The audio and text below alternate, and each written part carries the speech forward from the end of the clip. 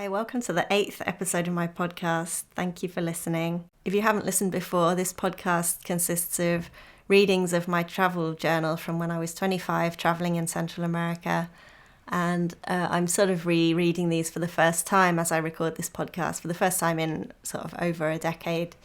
So it's been really fun to kind of get to revisit all these memories. Last episode left off just as we were setting out for a 2-day hike in the quite remote Salake National Park in Honduras, which is a volcano which was kind of covered in rainforest and cloud forest towards the top. And where I left the reading was that we were just setting out to get to the national park to start our hike, and you have to get a pickup there. There's no public transport, and the cost of a pickup can be quite a lot unless you can find other travellers to kind of team up with to reduce the cost. So that's where I left off, and I'll get back into it now. In the morning, we were picking up a few extra pieces from the shops when 2 Spanish travellers accosted us. We were really happy to discover they wanted to go to the park too, but unfortunately, when we told them the cost of sharing transportation, $10, they said they couldn't afford it and decided to walk. We paid the full 10 ourselves and climbed aboard the pickup of a toothpick-chewing Honduran who drove us to the park entrance. Halfway along the road to the park, we spied the Spaniards sitting by the roadside. They'd got tired and decided to wait for us. Our driver picked them up, but unfortunately didn't reduce our fee accordingly. But the Spaniards turned out to be a really nice couple, and there was a nice surprise waiting for us at the park entrance. When we signed the visitors book, there was a message from Elizabeth and Owan. They were inside the park, had arrived the day before us, and were staying 2 nights. That meant that we'd definitely run into them at some point, as there was only really one main trail, and we might even camp at the same point overnight. We climbed up through pine forest for half an hour until we reached the main camping area and the deserted visitors centre. There we rested a little, and the Spaniards wrote out for us a couple of recommendations for places to stay and visit in Nicaragua. We continued hiking over a wobbly plank bridge that crossed a pleasant river, then began to zigzag up a steep switchbacking trail. I was already pretty tired, and in spite of liking the other couple a lot, I was finding it stressful hiking with them, as I felt that I was the least fit person, and I felt pressured and embarrassed if I had to stop and rest. We reached a rest area and sat for a while, then continued. Eventually I stopped and said that I wanted to eat lunch, and to my relief, the couple decided to continue ahead. They were planning to take a different path to a mirador, as they weren't going to stay overnight.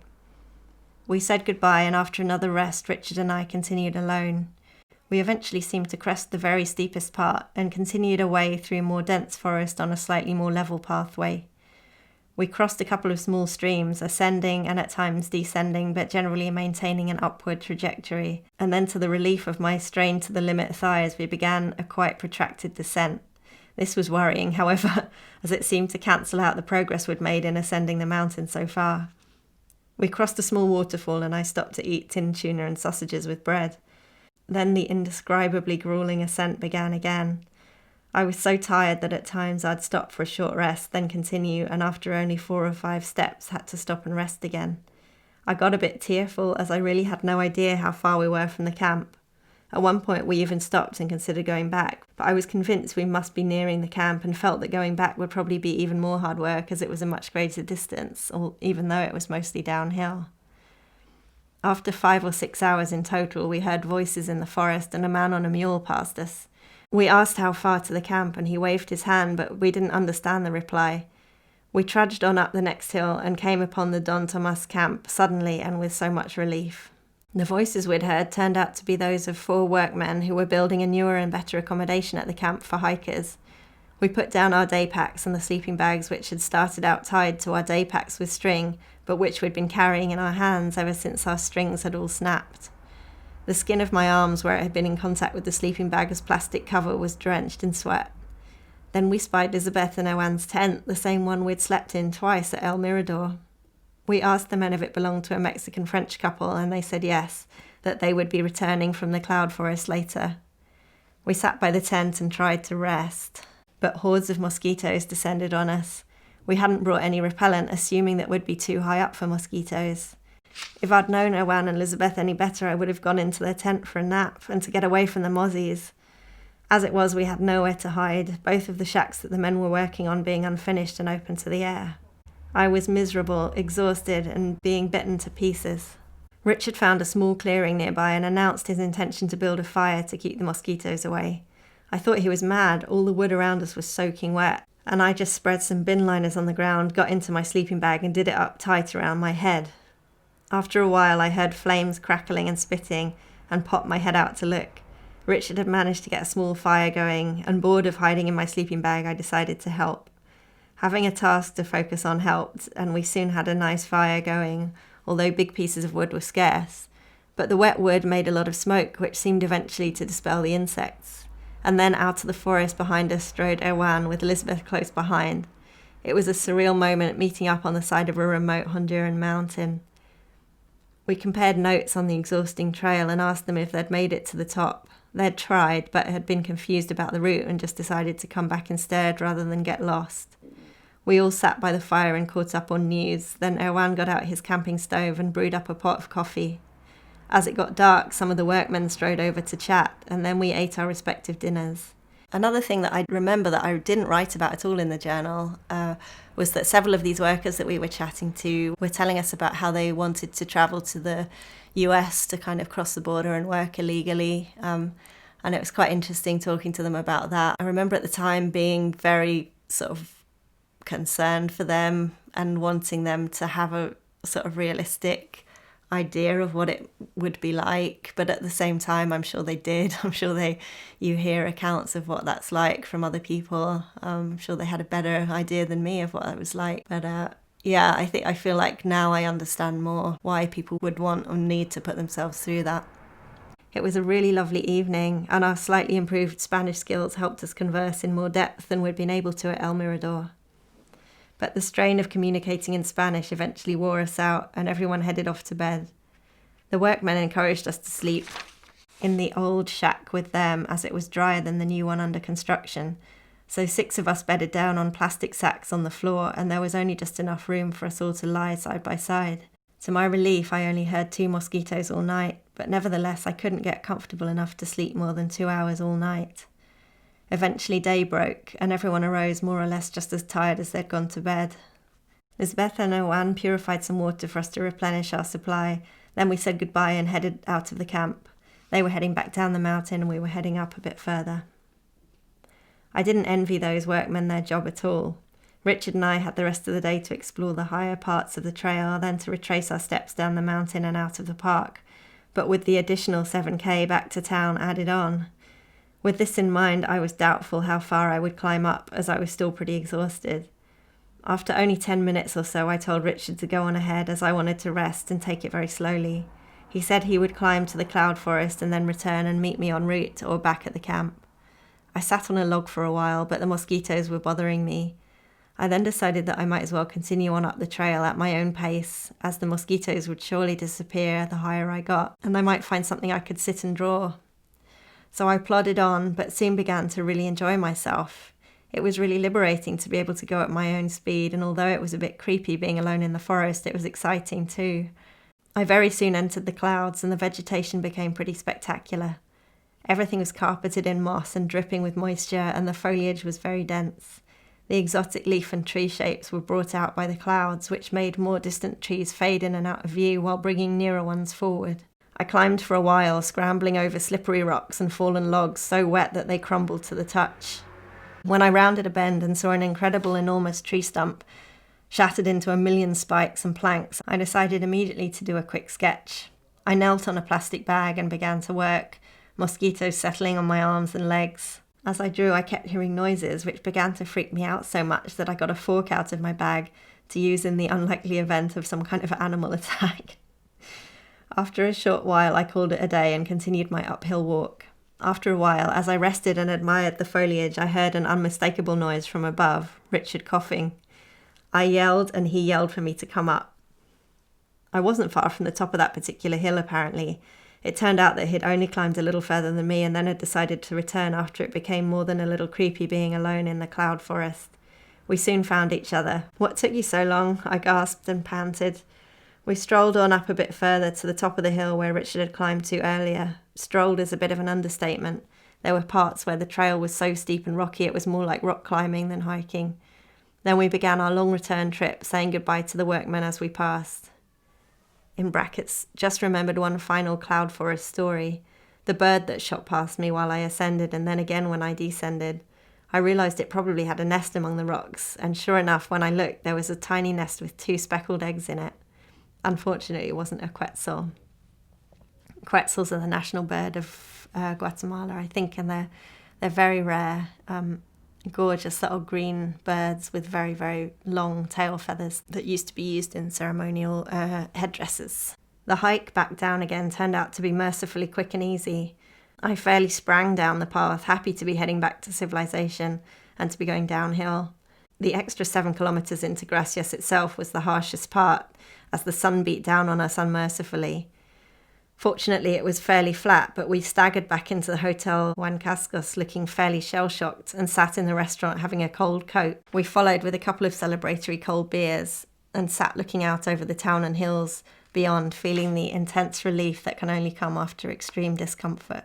Even though this hike was a much shorter distance than the El Mirador hike, it was just the fact of it being such an uphill. It was climbing a mountain, essentially, which I'm not great at. I can hike long distances when it's reasonably flat, but this was all uphill and pretty strenuous. The following morning, after having some problems in the bank and running into Elizabeth again briefly in the street, we got on a bus to Santa Rosa de Copan. To our annoyance, the only way to reach the Nicaraguan border from Gracias was to backtrack and then take a massive detour via San Pedro Sula. But it turned out that the one direct bus per day, which we'd missed, in fact took just as long, so it didn't really matter in the end. We knew we would have to make one overnight stop in Tegucigalpa. Unfortunately, our last bus of the day seemed to have trouble with uphill roads and moved little faster than a milk float most of the way to the capital. Milk float, more things that are kind of out of date now. We consequently arrived after dark, not ideal, but it afforded us a nice view of the city from a distance at night. It took us back to Mexico, the last place that we'd dared travel at night. When we finally got off the bus, after a total journey time of about 10 hours, we trotted quickly to the nearest cheap hotel, which luckily was only about 4 blocks from the bus station, and was attached to a cheap cafe which was open late. We devoured dinner and then crashed for the night. I've got a brackets asterisk at the top of the page, that we saw 2 buses that had almost collided as we drove into Tegucigalpa. In the morning it was on with the packs again, but a problem presented itself. We'd barely enough cash to get us over the border. We couldn't be sure of the border charges, and it turned out that we would need a taxi to reach the bus terminal for the border at Las Manos. It was too early for the banks in Tegucigalpa to be open, and the cash point we found rejected our card. Did we just have one card between us? We decided just to get to the border and hope that there was a bank there or that we had enough cash. We hopped in a cab and he dropped us by a bus that was heading to the border. Unfortunately, he had no change for our 100 lempira note, and while he faffed around ineffectually, that's rude, trying to find us some change, we had to watch all the seats on the bus fill up. Finally, he got our change and we climbed aboard for a 3-hour journey with only standing room left. Luckily, seats became available halfway through. Also, luckily, the border crossing turned out to be a large one with a money exchange bureau which changed a cheque for us at a terrible rate. We resolved to change up all our money for Nicaragua in one go at the first chance we got, as we knew that there were only about 4 cash points in the entire country, and that even banks themselves were often quite hard to come by. Now, this is interesting. This is something I was wondering about, not having looked back at these diaries for a long time, because I definitely remember having trouble throughout Nicaragua trying to deal with cash, and I was thinking, surely it's not that hard to find a cash point, but back in the day, back in 2003, 2004 maybe it was, 4 cash points in the whole country. After dealing with all the border hassles, we climbed aboard our first Nicaraguan bus, heading for the town of Esteli. Our first impressions of the country were that it was very poor. Honduras is also meant to be extremely poor in terms of GNP, but it had seemed considerably wealthier than this, and that the area we were in was extremely hot and dry. We changed buses at a busy rundown bus area. We were pleased to find bus and food prices reasonable again, back to Guatemala levels, but found the atmosphere somewhat more scary than we'd felt for some while. We couldn't tell if this was due to our preconceptions about Nicaragua, for example, due to Cecilia's stories of Nicaragua and Costa Rica relations. Cecilia was a lady we stayed with in Mexico who had lived in these areas, I think, and she must have told us some stories. or if it really was a change of atmosphere. Esteli turned out to be a nice enough town with Sandinista-related murals and a pleasant cathedral plaza. Taking an evening stroll, we came upon a religious procession which took us by surprise. We'd thought of Mexico and Guatemala more as countries where these things took place, with the emphasis in Nicaragua more on political issues, for example. But again, we found ourselves confronted with all the Catholic pageantry. Tall banners were being carried out of the cathedral by men in white robes, and the congregation was following with lanterns and candles. After watching this, we went to the town's 2 petrol stations looking for a cash point.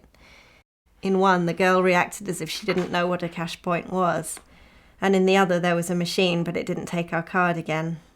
Then we stopped by a tourist office. The man there seemed to know nothing about Nicaragua.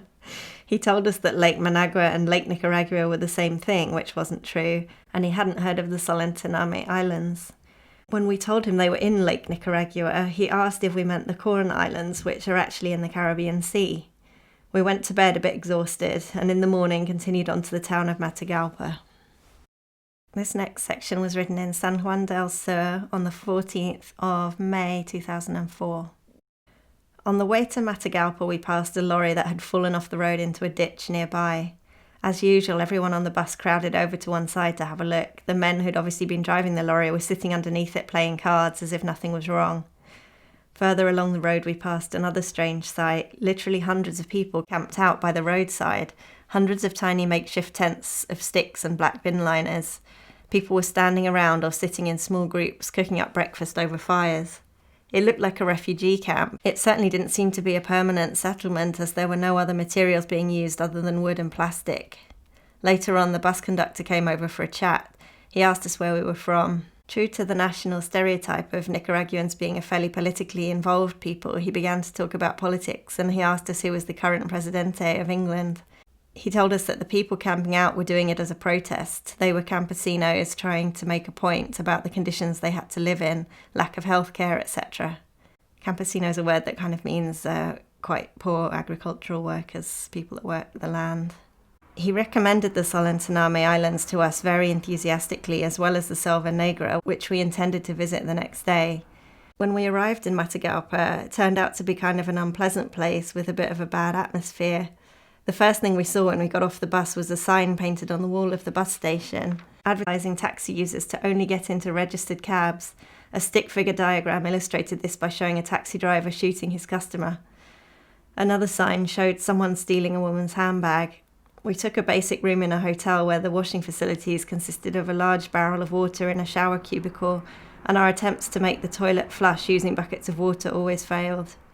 We wanted to spend the evening catching up on work, but as night fell, we realised that there was a power cut affecting the whole town.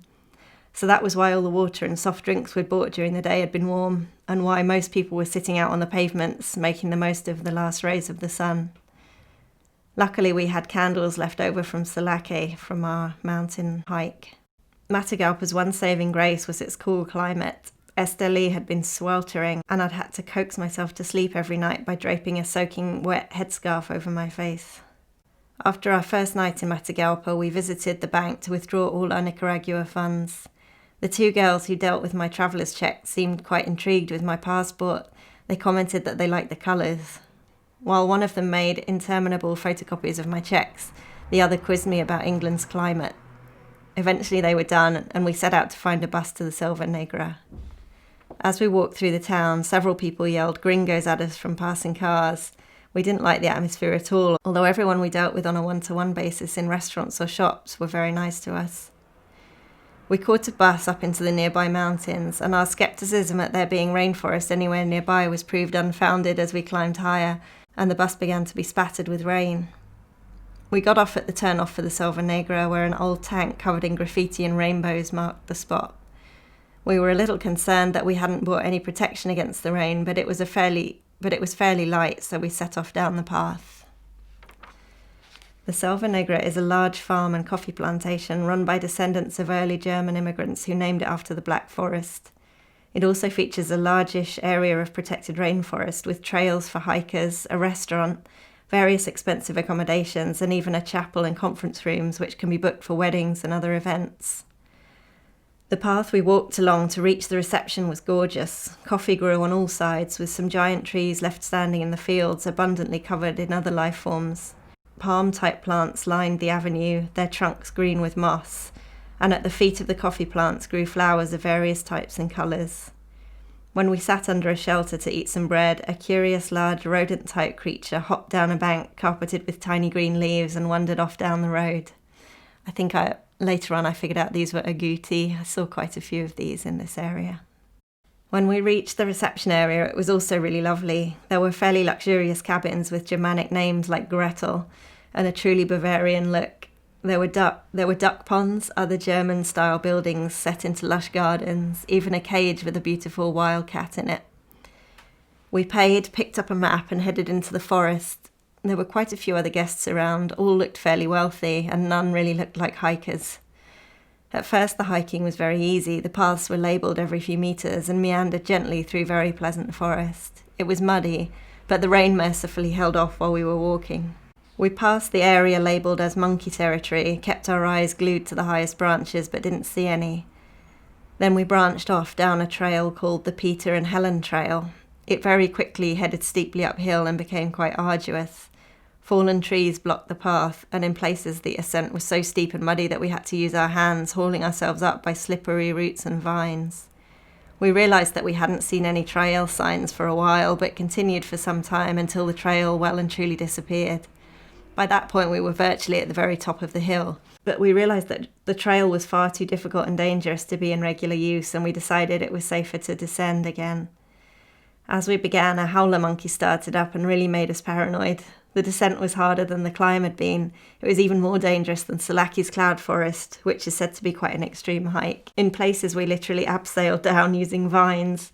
Our feet would go sliding down loose slopes of mud and leaves, and quite often it was only vines that saved us from falling. Occasionally we would grab the wrong plant and our hands would be spiked on numerous tiny thorns. But in fact I kind of had fun. I wasn't as tired as I had been in Salaki because the climb hadn't been preceded by 6 hours of strenuous uphill hiking. We eventually got back down again and walked around a little more, even running into a nice English couple in the forest as we headed back to the restaurant. We spotted another of the rodent creatures which ran off in loping bounds like a rabbit. Then we marched into the expensive restaurant, nicely caked in mud and sweat, and sat looking out over the pond while sipping coffee. We returned to Matagalpa and left the next morning for Leon. Thank you for listening to this episode.